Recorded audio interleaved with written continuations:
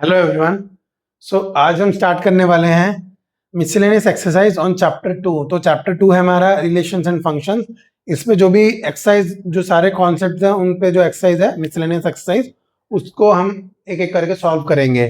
ठीक है, तो पहला है the relation f is defined by f of x is equal to x square for x between 0 to 3 and 3x for x between 3 to 10। और दूसरा relation g है defined by g of x is equal to x square और 3x, same ही है पर यहाँ पे boundaries है 0 to 2 और दूसरे में 2 to 10। तो 2 से यहाँ पे 0 से लेकर 2 तक है, यहाँ पे 2 से लेकर 10 तक है।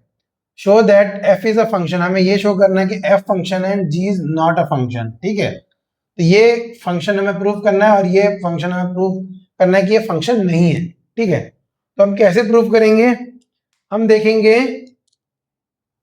फंक्शन की क्राइटेरिया क्या है कि एक पॉइंट मतलब एक डोमेन के एक एलिमेंट पे दो इमेजेस नहीं बननी चाहिए, तो तब वो अगर बन रहा है तो वो फंक्शन नहीं है। तो बस वो क्राइटेरिया, बाकी सब तो as it is as a function ही दिखा रहा है। ठीक है, लेकिन अब हमको चेक करना पड़ेगा। तो इसमें बाउंड्री कंडीशन कहाँ पे है? 0 पे, 2 पे है और 10 पे है। इसमें बाउंड्री कंडीशन है 0 पे, 3 पे और 10 पे। तो हम पहले एफ ऑफ एक्स देखते हैं। एफ ऑफ एक्स, तो हम एफ ऑफ एक्स की जगह एफ ऑफ 0 लेते हैं। एफ ऑफ 0 पे क्या है? X square, that is 0 square is equal to 0। F of 3 is equal to 3 square is equal to 9। अब इसको देखते हैं। F of 3 is equal to 3x is equal to 3 into 3, यहाँ पे 3 इंटू 3 भी है, ऑल्सो लिखता हूं यहाँ पे। ठीक है, ये सेकंड क्राइटेरिया से जो सेकंड कंडीशन है, तो जो सेकंड फंक्शन है, क्या कहेंगे इसको, सेकंड डिस्क्रिप्शन है जो भी है, सेकंड लिमिट के बीच में जो सेकंड इंटरवल है जो बोल सकते हो। सेकंड इंटरवल के लिए हमको दिया गया है एक्स की वैल्यू 3 to 10 में एक्स की वैल्यू 3x होगी।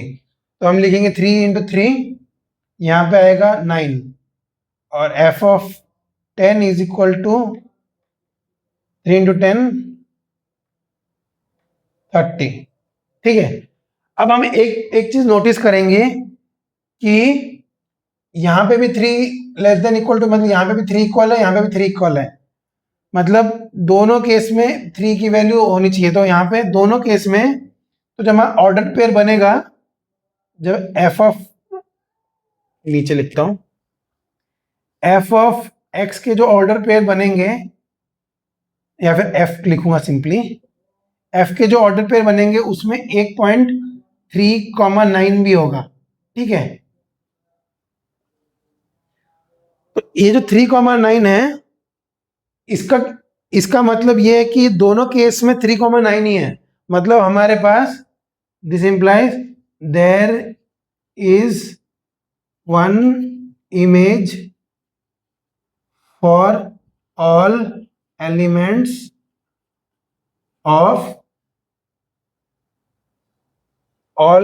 Of domain. ठीक है, वन इमेज इन कोडोमेन लिखता हूं। तो there is one image in codomain for all elements of domain. ठीक है, this implies F is a function. ठीक है, अब हमको ये दिखाना है कि g is not a function. ठीक है, तो हम g ऑफ 0 देखते हैं, 0 square is equal to 0। g of 2 देखते हैं, तो क्या हुआ, 2 square is equal to 4। Also g of 2 is equal to 3 into 2, इस केस में इज इक्वल टू 6। हम यहाँ पे रुक जाते हैं, तो यहाँ पे हम लिखेंगे we observe that we have 2 images for element 2 in the codomain। क्या लिखेंगे? That is 4,6. This implies g is not a function. ठीक है, सो बस इतना देख के ही हम समझ जाएंगे, मतलब यही देखना होता है एक्चुअली, मतलब बहुत सारी चीजों में ये इंपॉर्टेंट पार्ट है कि एक से ज्यादा, एक इनपुट के लिए एक से ज्यादा आउटपुट नहीं होना चाहिए, एक x की वैल्यू के लिए मल्टीपल fx वैल्यू नहीं होने चाहिए. So that's all for example exercise question 1. We'll jump on to the next one. So अब हम आते हैं क्वेश्चन 2 पे. उसमें f of x is equal to x square दिया हुआ है, हमको फाइंड करना है f of 1.1 minus f of 1 divide by 1.1 minus 1. तो ये भी शायद ब्रैकेट में है, ठीक है. तो अब बस इसी को सॉल्व करना है ना, मतलब इसी में put the value get the answer. x की वैल्यू पुट करो और आंसर निकलेगा. इज इक्वल टू, इसमें 1.1 स्क्वायर डालना है, 1.1 द होल स्क्वायर, 1 का होल स्क्वायर, और यहाँ पे 1.1 माइनस 1 कितना होता है 0.1. ठीक है, is equal to 1.21 minus 1 divide by 0.1. तो इसका आंसर आएगा 0.21 डिवाइड बाई 0.1. अब यहाँ से एक शिफ्ट होगा, यहाँ पे एक शिफ्ट हो जाएगा, तो इज इक्वल तो आंसर आएगा 2.1. ठीक है, ये हमारा आंसर है. तो इसका आंसर हमारा 2.1 आ गया. Let's move on to the next question. So अब हमको थर्ड क्वेश्चन में जंप कर रहे हैं. तो हमको उसमें डोमेन निकालना है इस फंक्शन का. ठीक है, तो ये फंक्शन दिया गया, उसका डोमेन कैसे निकालेंगे. तो ये एक रियल वैल्यूड फंक्शन है, तो आंसर रियल फंक्शन है, तो इसमें डोमेन निकालना है. तो सारे वैल्यूज रह सकते हैं x के, एक्सेप्ट जब ये डिनोमिनेटर 0 हो जाए. अगर 0 हो गया तो नॉट डिफाइंड हो जाएगा. तो हमको देखना है कि x square minus 8x plus 12 should not be equal to 0. So x square minus 8x plus 12 not equal to 0. x square minus 6x minus 2x plus 12, तो इसको मैंने एक्सपेंड कर दिया सेंटर वाला टर्म को, is equal to not equal to 0. x minus 6 minus 2 x minus 6 not equal to 0. x minus 2 x minus 6 not equal to 0. This implies x should not be equal to 2,6. ये नहीं हो सकता. तो क्या हो सकता है, हमको अब लिखना है जो डोमेन लिखना है. तो डोमेन क्या आएगा, all real numbers except these two, 2,6. 2,6 छोड़ के सारे रियल नंबर आएंगे. सो ये हमारा हो गया एक्सरसाइज का third question. Will jump on to the next one. So अब हमारा क्वेश्चन नंबर 4 है. उसमें डोमेन और रेंज निकालना है एक रियल फंक्शन f, जिसके डेफिनेशन है fx is equal to x minus 1 का होल स्क्वायर रूट. ठीक है, तो याद रखो डोमेन में क्या आएगा. डोमेन मतलब अब हम x की वैल्यू क्या लें कि ये स्क्वायर रूट लीगल, मतलब क्या कहते हैं, वैलिड रहे. तो इसका मतलब x minus 1 should always be greater then 0. ठीक है, क्योंकि ये स्क्वायर रूट टर्म है, तो हमेशा स्क्वायर रूट वाला term greater than equal to 0 होना चाहिए. So x minus 1 should always be greater than equal to 0. ये हमारा x should be always greater than equal to 2. तो अब याद रखो कि हम 2 से कुछ भी बड़ा नंबर लेंगे, 2 ले लिया तो आंसर 2 माइनस 1, अरे मैं 2 क्यों लिखा है सॉरी 1. सो 1 माइनस 1, तो 1 माइनस 1 इज इक्वल टू 0. तो एफ एक्स हो जाएगा under root of 0 is equal to 0. तो x की वैल्यू 1 से कोई भी पॉजिटिव नंबर, अगर जैसे हमने 10 लिया, 10 minus 1 9, f of x under root is equal to under root of 9 that is 3. तो अब x की वैल्यू 1, कुछ भी लेंगे 1 से ज्यादा. तो डोमेन क्या आया, डोमेन में 1 इंक्लूडेड है और इन्फिनिटी तक जाएगा. अब हमें रेंज निकालना है. रेंज के लिए अब एफ ऑफ एक्स की पॉसिबल वैल्यूज क्या क्या हो सकती है? एफ ऑफ एक्स की वैल्यूज, पॉसिबल वैल्यूज होती हैं ऑल नॉन नेगेटिव नंबर्स। तो x की ये जो अंडर रूट की वैल्यू, यहाँ पे तो कोई साइन नहीं दिया है तो ये हमेशा पॉजिटिव रहेगा, प्लस अंडर रूट जो भी निकाला है इसकी मिनिमम वैल्यू 0 है और मैक्सिमम वैल्यू कुछ भी हो सकती है। तो हमारा रेंज क्या आया? मिनिमम वैल्यू 0 और मैक्सिमम वैल्यू इन्फिनिटी। ठीक है, तो ये हमारा डोमेन हुआ, ये हमारा रेंज हुआ।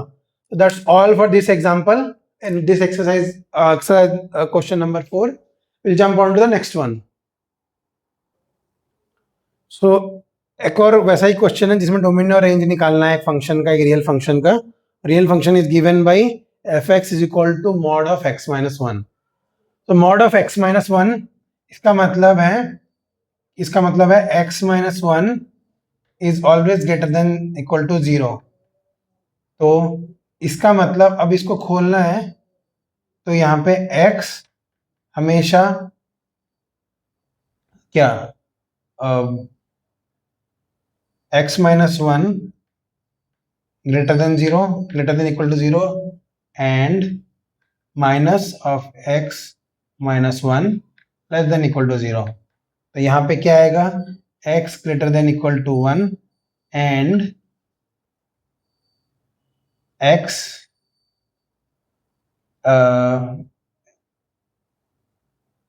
1 minus x है ना, तो 1 minus x less than equal to 0।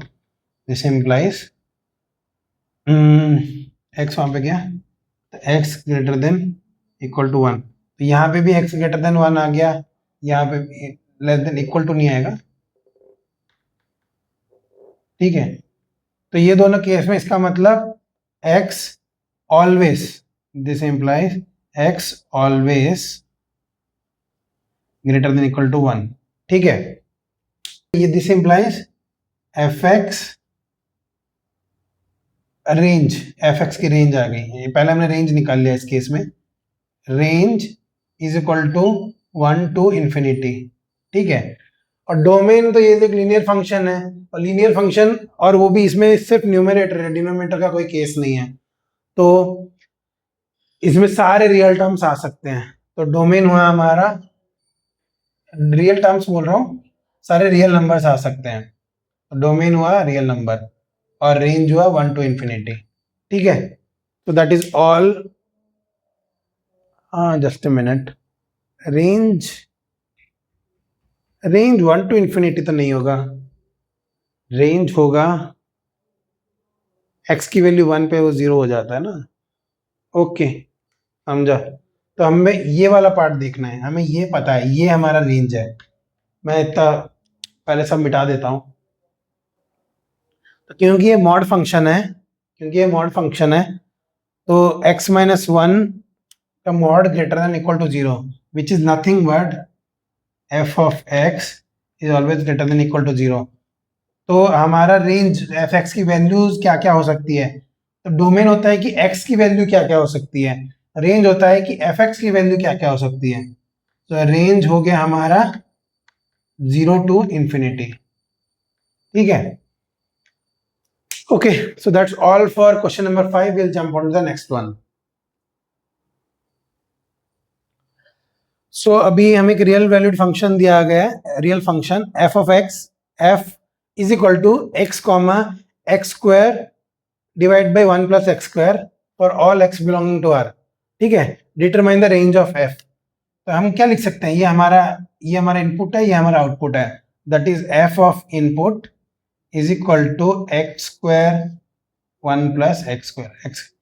तो अब हमको रेंज निकालना है। अब रेंज निकालने के लिए ये वाली टर्म वैलिड होनी चाहिए, और वैलिड टर्म कब कब हो सकता है?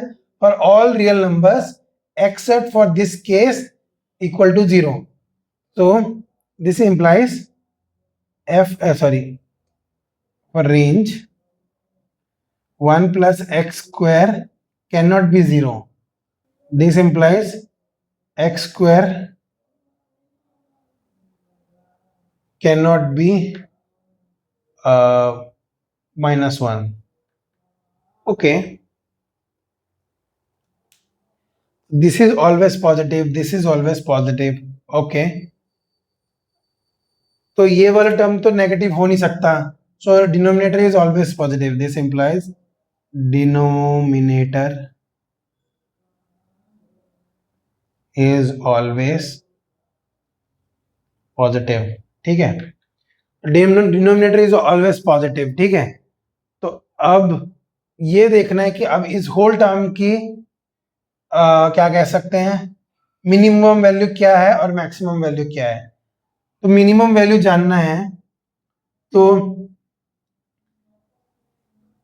कब एक्स स्क्वायर सबसे मिनिमम है, कि दोनों में एक्स स्क्वायर है, तो एक्स स्क्वायर मिनिमम कब है, जब एक्स इज इक्वल टू 0 है, तो दोनों में 0 पुट करेंगे, तो min value of f x is equal to f of 0 is equal to 0 square divide by 1 plus 0 square is equal to 1, sorry 0, और max value is infinity, max value is equal to infinity तो नहीं होगा, infinity divide by infinity हो जाएगा, तो वो वैसा नहीं लेंगे। तो ये हमेशा डिनोमिनेटर न्यूमरेटर डिनोमिनेटर से एक छोटा ही रहेगा। इसका मतलब अगर न्यूमरेटर जैसे हमने 45 डिवाइड बाय 46 लिया, ठीक है, जस्ट एग्जांपल ले रहे हैं, तो याद रखो ये टर्म हमेशा 1 तक पहुंचेगा नहीं, मतलब पहुंचने की कोशिश करेगा लेकिन पहुंच नहीं पाएगा। तो मैक्स वैल्यू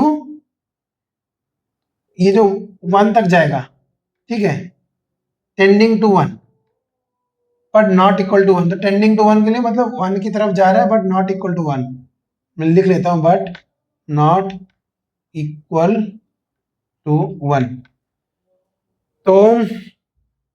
तो हम लिख सकते हैं रेंज, इसमें रेंज पूछा है ना, हाँ ठीक है, रेंज इज इक्वल टू 0 से स्टार्ट हुआ और मैक्सिमम 1 तक जाएगा, तो 0 इंक्लूडेड है और 1 नॉट इंक्लूडेड है, तो ये हमारा इंटरवल, इस इंटरवल पे हमारा रेंज रहेगा। This is always less than or equal to sorry greater than equal to 0 and less than 1 always, तो ये हमारा रेंज हो गया। ठीक है, ओके, तो इसका एक और फॉर्मूला है, वो डिफरेंशिएशन में आएगा, जिसमें हम मैक्सिमा मिनिमा निकालते हैं। तो मैक्सिमा मतलब इस फंक्शन का मैक्सिमम वैल्यू क्या हो सकता है, उसके लिए हमको इसे डिफरेंशिएट करना पड़ेगा। तो डिफरेंशिएट करके अगर हम देखेंगे, एक और चीज है, जब हम मैक्सिमा मिनिमा निकालते हैं वो डिफरेंशिएशन से हम निकाल सकते हैं। मैक्सिमा मिनिमा मतलब इस फंक्शन का मैक्सिमम वैल्यू क्या जा सकता है, मिनिमा वैल्यू क्या हो जा सकता है। तो क्या होता है ना, एक ग्राफ में अगर एक ग्राफ देखेंगे तो उसकी जो मैक्सिमम वैल्यू मिनिमम वैल्यू जो भी है, तो जो भी ग्राफ में जो मैक्सिमम वैल्यू होती है ना, वो एक्स से पैरेलल स्लोप में बनेगी, मिनिमम वैल्यू भी एक्स से पैरेलल, क्योंकि उसी पॉइंट में नेगेटिव स्लोप से पॉजिटिव स्लोप में जाते हैं, उसी पॉइंट में पॉजिटिव स्लोप से 0 से फिर नेगेटिव स्लोप में जानते हैं। तो इस पॉइंट में मैक्सिमम पॉइंट पे स्लोप हमेशा 0 होता है, और स्लोप होता है हमारा डिफरेंशिएशन ऑफ अ फंक्शन। तो उसको देखने के लिए हम, अगर ये हमने जान लिया है, मैं बस एक एक्स्ट्रा पॉइंट ऐड करना चाहूंगा।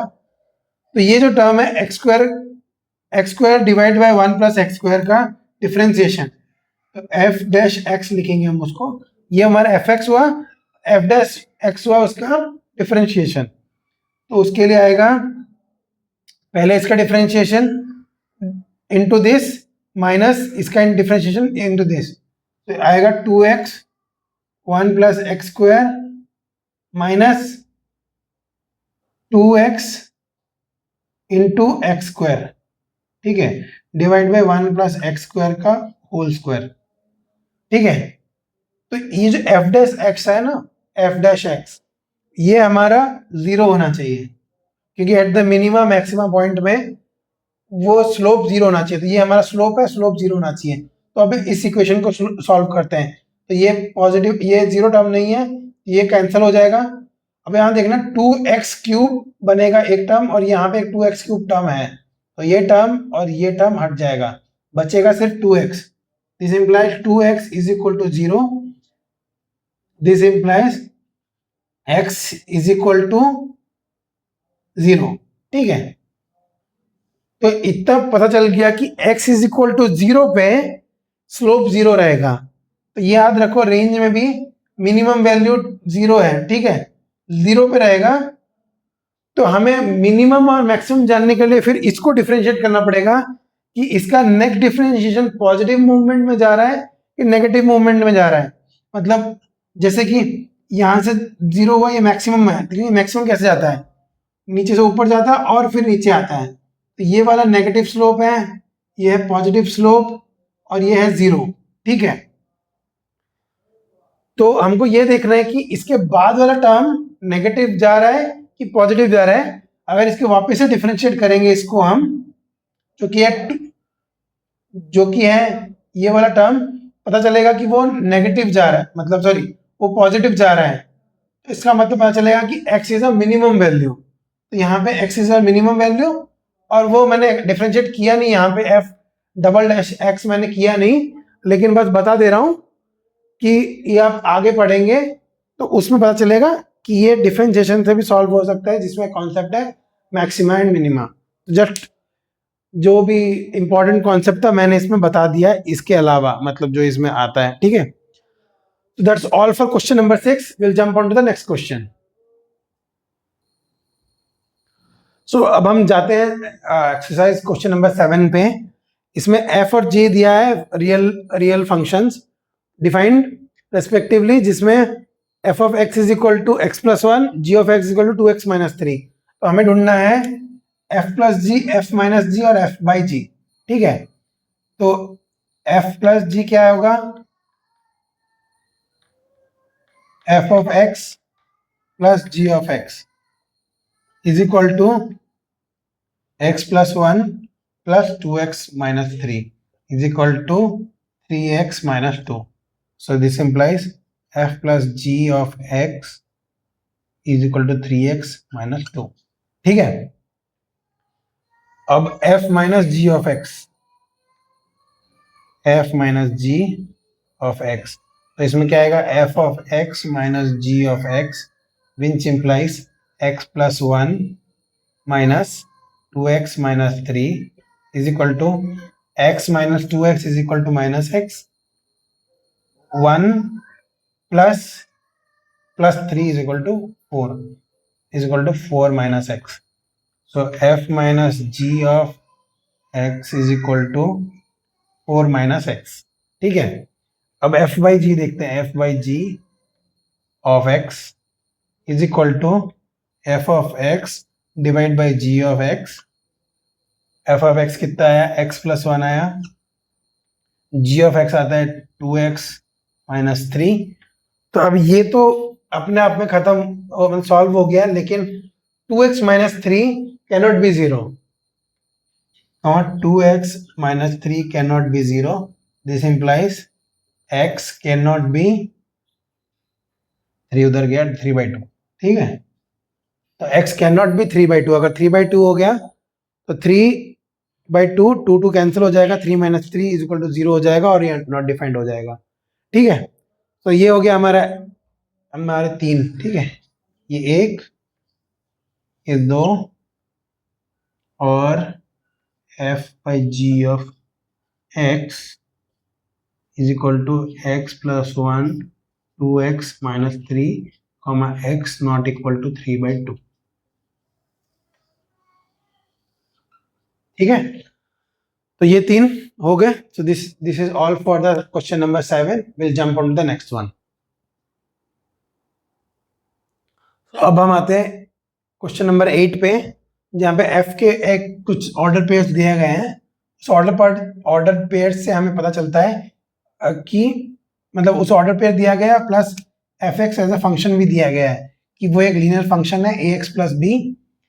लीनियर फंक्शन बोला नहीं है, मतलब ax प्लस b फॉर्म में है, तो मतलब वो लीनियर फॉर्म में ही है, क्योंकि a और b इंटीजर्स हैं। तो ये function from integer to integer है। तो ये हमको f मिल गया। f के कोई भी 2 पॉइंट इसमें अगर हम करेंगे तो 2 इक्वेशन बन जाएंगे, 2 इक्वेशन हो जाएंगे, 2 वेरिएबल a एंड b है, दोनों सॉल्व हो जाएंगे। तो कोई भी 2 पॉइंट ले लो, ठीक है। तो हमने लिखा f of 1 is equal to a into 1 plus b is equal to again 1। ये x है, ये y है, मतलब f ऑफ x है। तो इसका मतलब a plus b is equal to 1। और दूसरा सपोज ये बड़ा नंबर है 0 है इसमें, तो इसमें ये 0 ये वाला ले लेते हैं। f of 0 is equal to a into 0 plus b is equal to -1। This implies b is equal to -1। ठीक है, तो ये हमारा फर्स्ट इक्वेशन था, ये हमारा सेकंड इक्वेशन है।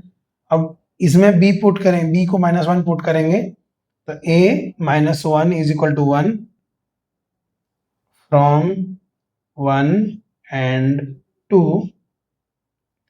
ठीक है, तो a इज इक्वल टू 2 आ गया। तो हमें यही निकालना था, डिटरमाइन a एंड b। तो a is equal to 2, b is equal to -1। ठीक है, so this is all for question number 8. We'll jump on to the next one.